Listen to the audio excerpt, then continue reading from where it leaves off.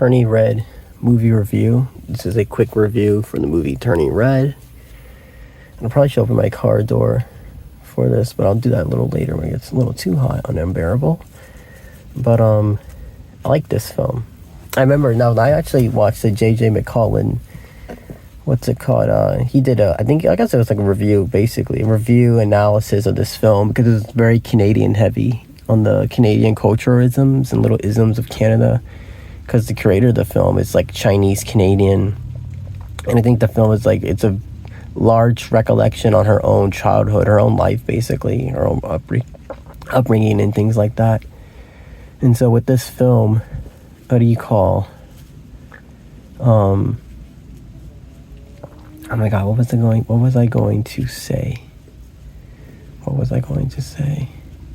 With this film, that's I guess an important element, and that's why he did the video. But I watched that video of his about this movie, and then I didn't see it, and I know like it came out during COVID time, so it didn't go to theaters. It went to streaming, and this film, I think it performed poorly too, maybe in streaming as well, or like it didn't get the best, and maybe that because it went to streaming, not to theaters. I want to say it's an original story as well, which is something that was unique for the Disney at the time.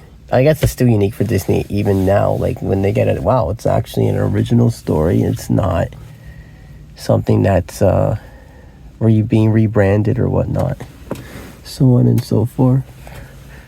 But what do you call with this movie? What was I thinking of in my head?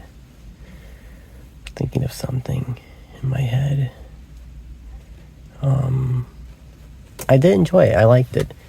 Mei Mei, I like her dad's like more chill. He's kind of the more chill, reserved one, or like not reserved, but like he's not preemptively like overbearing to her in a sense. But I guess he's also a pushover sort of in a way. But we learned that the dad wasn't accepted by the mom, so maybe that has something to do with it, perhaps. And but the mom was like rebellious. She gets on her daughter like, don't be rebellious. But then we know that what's it called? That oh my God, what was I thinking of? The mom was a bit rebellious herself. And then like the red panda, I guess it's got to be an analogy. I think that's the word, to periods, and not just like the period, like in the literal sort of sense, but also just sort of the coming of age, the maturing. She's transitioning from a child to an adolescent, and obviously to an adult. And I guess it's sort of a pivotal. How you say that word? It's like an important time to mark in a child's life. Is it when they, or any human's life for that matter, when you go from being, a hearsay kid, a hearsay child per se, into the adult sphere, basically. And which is something that's kind of cool, right? Something that's cool with this film, sort of exploring that idea and those ideals that come with that. And that's what I got with this. I think a lot of people get that same sort of, that's basically the gist of it, is it's a big component of it. I like when she's, all the friends like boys, all the friends are into the guy, Tyler, I think that's what was it. No, it wasn't Tyler. It was Devin. All the girls like this guy, Devin, that works at the convenience store. He's 17 years old. He's an older kid, but it's still like a kid, And how do you call? And Mei Mei, I think Mei Mei, she's sort of like in the denial. But I guess she acknowledges she likes him too, but she's like saying like, he's not all that special. Like she's sort of toning down herself about being boy heavy.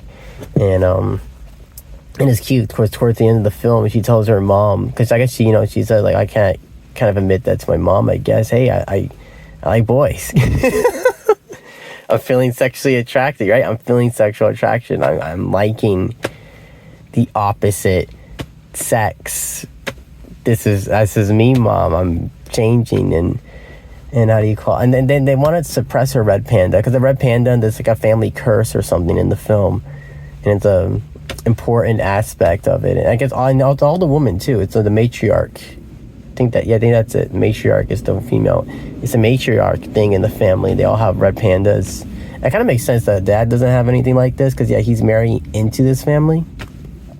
obviously. And so yeah, that would make sense on his end.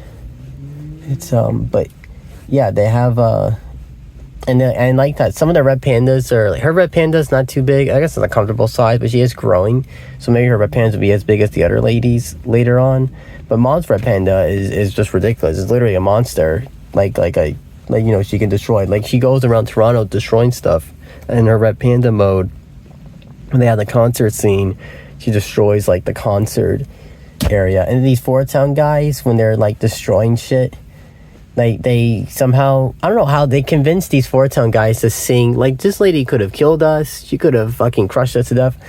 She could have just fallen on us, unintentionally crushed us, and like, but these kids, they convinced them to like, hey, can you just sing the harmonizing tones of these lyrics, because we need them to, it's gonna help to put the pieces together. Okay.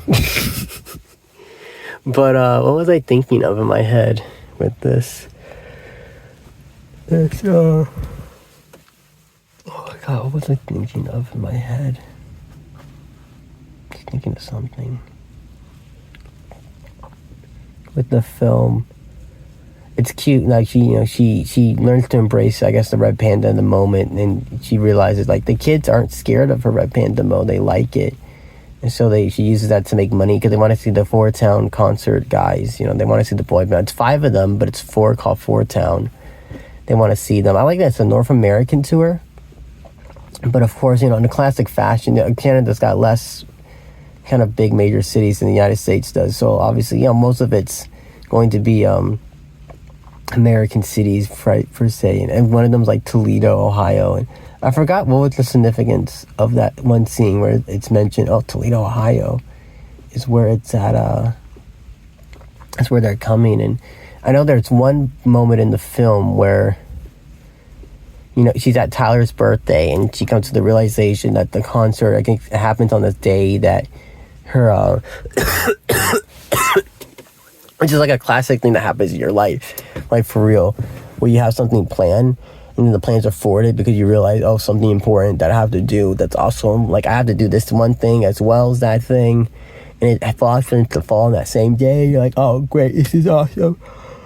I still get like basically fucked over, because we have to do that other shit that kind of happens to fall on the same day, and blah blah blah. And how do you call? But yeah, this film, there's a scene right in the Tyler's birthday scene, the same sort of scene.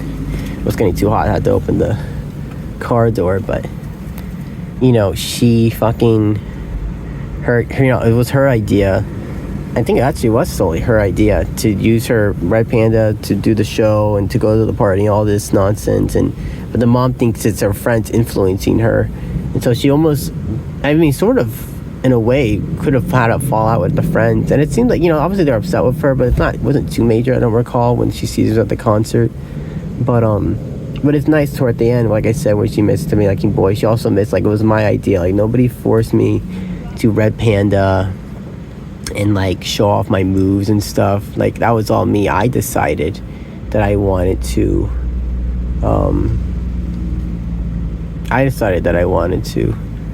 take advantage of that and use that likeness to gain money, gain capital. Okay, it's $200 a ticket, which sounds kind of expensive, quite expensive for a concert ticket, but I don't go to many concerts, so I'm not quite sure.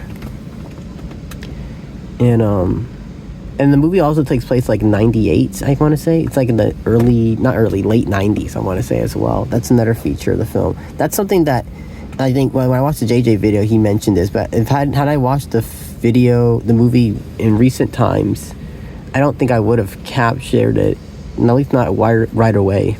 But yeah, that's another kind of cool thing with the film, that it takes place in, it's actually said, and it's in a decade that's similar, feels similar, but still distinctive and vintage in a way. People born in the 90s now, they are what?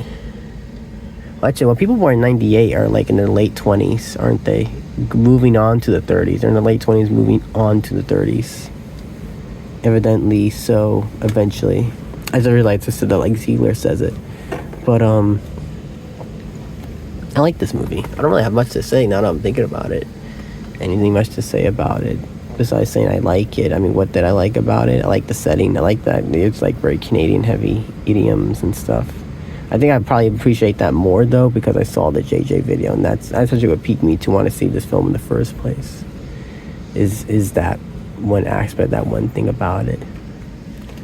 This movie is definitely a nice movie I saw from Disney. I do appreciate that it's an original story and it's different. Although, don't make a sequel. That's the one thing they shouldn't do. Don't make a sequel of this shit. We don't need a sequel of Turning Red. And I think it's good as a standalone, alone, nothing else. That concludes my short review of Turning Red. Well, not short because it's 10 minutes, but you get the gist. Thank you for listening.